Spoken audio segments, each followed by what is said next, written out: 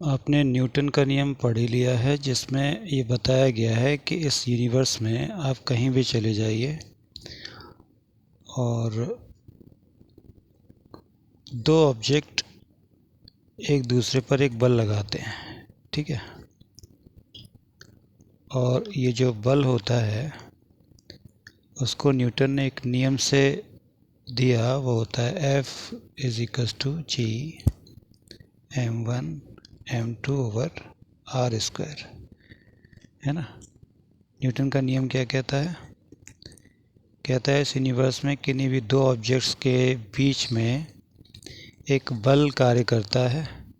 ये बल इन दोनों ऑब्जेक्ट के द्रव्यमानों यानी मास के गुणनफल के अनुक्रमानुपाती होता है, यानी डायरेक्टली प्रोपोर्शनल होता है m1 × m2। और इनके बीच की जो डिस्टेंस है उसके वर्ग के व्युत्क्रमानुपाती होता है, यानी इन्वर्सली प्रोपोर्शनल होता है, ठीक है। और ये जो कैपिटल G है ये यूनिवर्सल ग्रेविटेशनल कांस्टेंट है, जिसकी जो वैल्यू रहती है 6.67 × 10⁻⁻11 न्यूटन मीटर स्क्वायर पर kg स्क्वायर रहती है, ठीक है। यहीं से ग्रेविटी का वैल्यू मिलता है, जिसमें हम ये जो देख रहे हैं ना F, तो F क्या है? F वास्तव में एक ऑब्जेक्ट का भार है ना। जैसे इसको मान सकते हैं, ऐसे मान लीजिए अर्थ और किसी ऑब्जेक्ट के बीच में बात करें, मान लीजिए ये अर्थ सरफेस है। अर्थ सरफेस पर एक ऑब्जेक्ट रखा हुआ है, मान लीजिए ये छोटा सा ऑब्जेक्ट है। अर्थ का जो मास है इसको E मान सकते हैं, me। इस ऑब्जेक्ट का मास है, इसको m मान सकते हैं, ठीक है। अंडरस्टूड है। अर्थ जो है इस ऑब्जेक्ट पर एक अट्रैक्शन फोर्स लगा रहा है और ये ऑब्जेक्ट भी अर्थ पर एक अट्रैक्शन फोर्स लगा रहा है। यहाँ पे जो me की वैल्यू है, ठीक है, here me is greater than m, इसलिए जो अर्थ है उसका अट्रैक्शन फोर्स इफेक्टिव होता है, ठीक है, दिखाई देता है, ठीक है।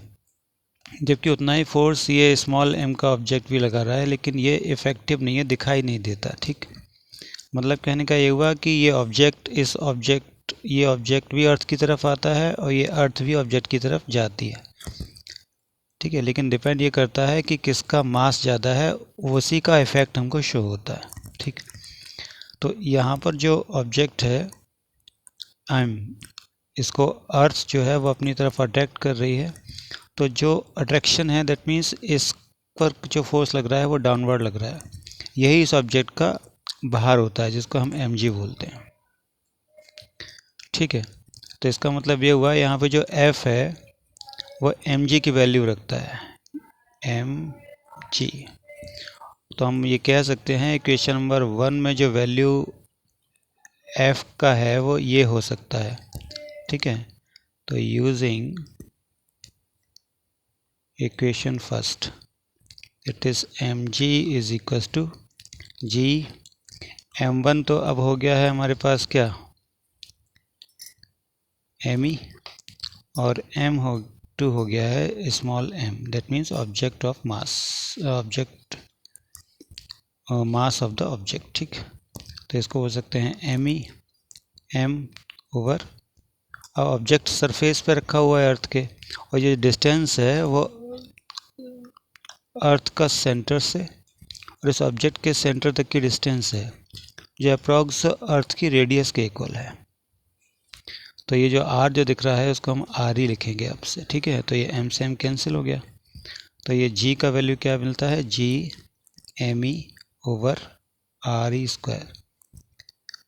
यहाँ पे जो कैपिटल G है वो तो अंडरस्टूड है ना, यूनिवर्सल ग्रेविटेशन कांस्टेंट है। स्मॉल g है वो अर्थ के थ्रू जो ग्रेविटी लग रही है, ठीक है, ये है, यानी यही ग्रेविटेशनल एक्सेलरेशन होगा अब, ठीक। और आर जो है रेडियस ऑफ अर्थ है, ठीक। तो यहाँ से हम ग्रेविटी का gravitational constant mass of earth और रेडियस ऑफ अर्थ लगा के जी का वैल्यू फाइंड आउट कर लेते हैं, ठीक है। यानी अगर ये वैल्यू लगाएंगे हम 6.67 into 10⁻⁻11,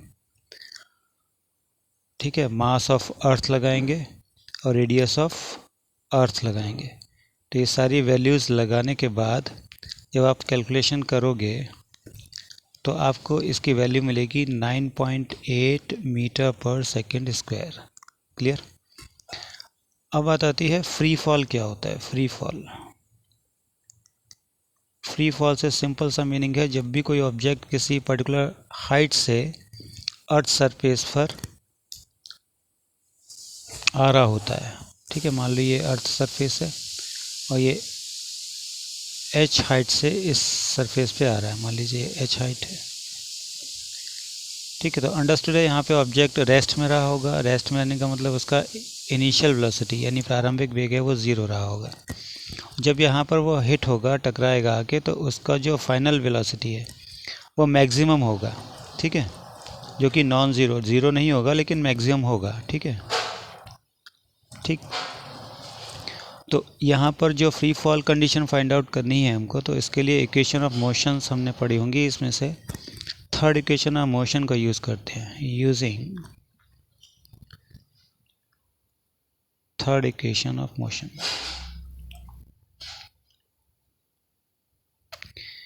v square is equals to u square plus 2gh। Object इस h हाइट को कवर कर रहा है। उससे पहले u उसका 0 रहा था। जैसे हमने इसको ड्रॉप किया, छोड़ा, तो वो फ्रीली मूव करना शुरू कर देगा, ठीक है। तो जब वो मूव करेगा तो वो किसके अंडर करेगा? ग्रेविटी के अंडर करेगा, है ना। यानी जो उस पर फोर्स लगा रहा है कौन? हमने नहीं लगाया। किसने लगाया?